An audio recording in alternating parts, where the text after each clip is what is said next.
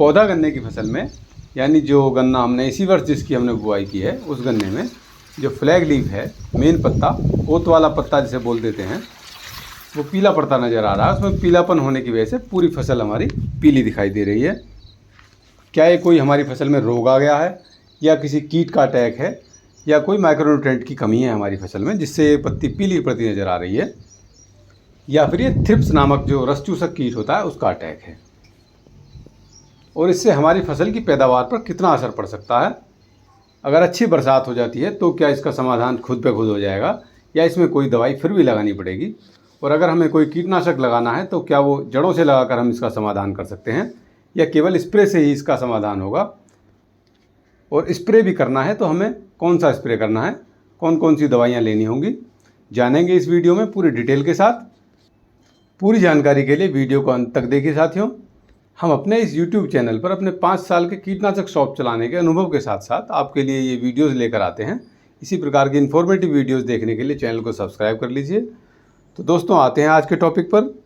साथियों, जैसा कि आप वीडियो में भी देख पा रहे हैं, ये जो गोब वाली पत्ती होती है, मेन पत्ती होती है, जो कोत की पत्ती बोल सकते हैं, फ्लैग लीफ, ये बिल्कुल धब्बे धब्बे के साथ पीली पड़ जाती है, और इसकी जो नोक होती है, चोंच होती है, वहाँ से राउंड हो जाती है, एकदम राउंड गोल बत्ती सी बढ़ जाती है, जैसे किसी कागज़ की बत्ती सी बढ़ देते हैं, ऐसे एकदम राउंड पेपर की तरह ये मुड़ जाएगी।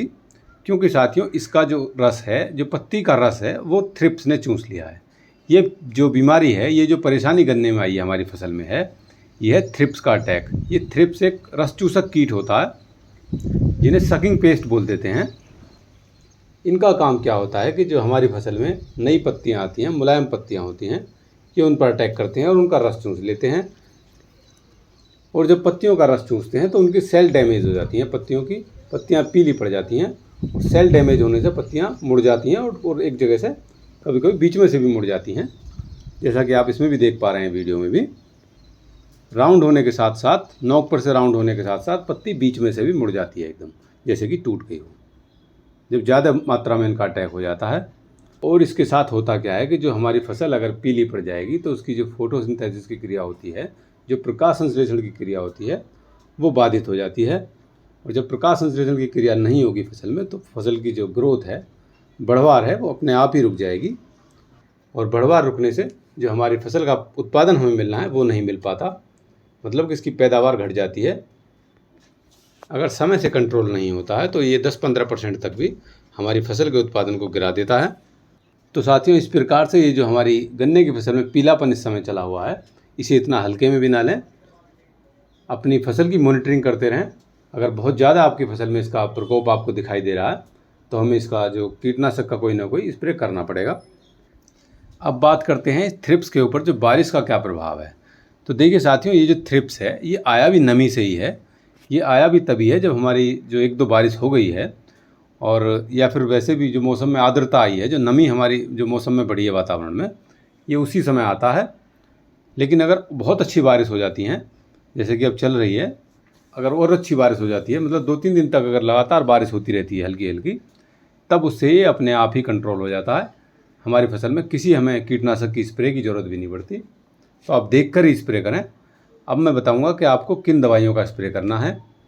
साथियों, जड़ों में डालने से ये थ्रिप्स कंट्रोल नहीं होगा। आप कोई भी कीटनाशक, चाहे कार्बोफुरान डालें, चाहे आप फिप्रोनिल डालें, या कार्टाप डालें, उससे थ्रिप्स कंट्रोल नहीं होगा। जल्दी से कंट्रोल तभी होगा जब हम स्प्रे करेंगे। स्प्रे करते समय कुछ बातों का ध्यान रखें, जैसे कि मौसम ख़राब चल रहा है तो सिलिकॉन बेस कोई भी जो स्टिकर होते हैं, स्टिकर ज़रूर लगाएं।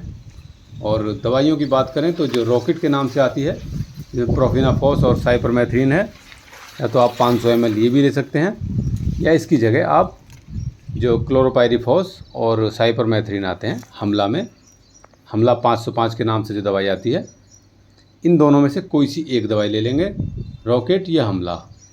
500 ml डोज लेनी है 1 एकड़ के लिए, और इसके साथ एक और दवाई मिलानी होगी। मतलब साथियों, कॉम्बिनेशन रखना है, इन दोनों में से कोई सी एक लेनी है, हमला ले लो या रॉकेट ले लो।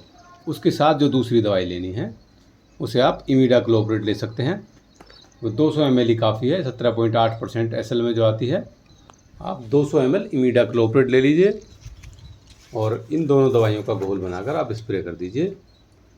वही जो 200 लीटर पानी में आपको घोल बनाना है और स्प्रे कर देना अच्छे से, तो थ्रिप्स कंट्रोल हो जाएगी। ये कोई बहुत ज़्यादा स्ट्रॉन्ग कीट नहीं होता, ये जो मैंने स्प्रे आपको बताई है इस कीटनाशक स्प्रे कर दीजिए, इसी से कंट्रोल हो जाएगा। वैसे तो एक बायर कंपनी का सोलोमन के नाम से आता है, जो केवल स्पेशली जो रस चूसक कीटों के लिए, थ्रिप्स के लिए बनाया गया है, आप उसका भी स्प्रे कर सकते हैं। जो बायर कंपनी का सोलोमन है, आप उसका स्प्रे करेंगे तो उससे भी आपको जो रिजल्ट हैं बहुत अच्छे देखने को मिलेंगे। ये स्पेशली केवल थ्रिप्स के लिए ही है। और जो मैंने आपको बताया है, जो हमला प्लस इमीडा या रॉकेट प्लस इमीडा, इन दोनों में से आप कोई सा भी कॉम्बिनेशन लेंगे तो इसके थ्रिप्स के साथ साथ टॉप बोरर और सुंडी से भी हमारी जो गन्ने की फसल है उसका बचाव करता है। तो इसलिए आप रॉकेट या हमला, इन दोनों में से कोई सा एक लेकर उसके साथ इमीडाक्लोप्रिड मिलाकर आप स्प्रे कर देंगे तो थ्रिप्स से पूरा कंट्रोल होगा और बहुत अच्छे रिजल्ट आएंगे। और साथियों, अगर आपके यहाँ पर भी बारिश हो रही है लगातार, अच्छी बारिश के होने पर ये खुद ब खुद ही ख़त्म हो जाएगा, तब आपको कोई कीटनाशक लगाने की ज़रूरत नहीं पड़ेगी। तो अपने गन्ने की फसल को पूरी अच्छी तरह से मॉनिटर करके, अच्छी तरह देखकर ही दवाई का स्प्रे करें। दोस्तों, ये थी आज की जानकारी। आशा करता हूँ कि आपके काम आएगी। वीडियो देखने के लिए धन्यवाद साथियों।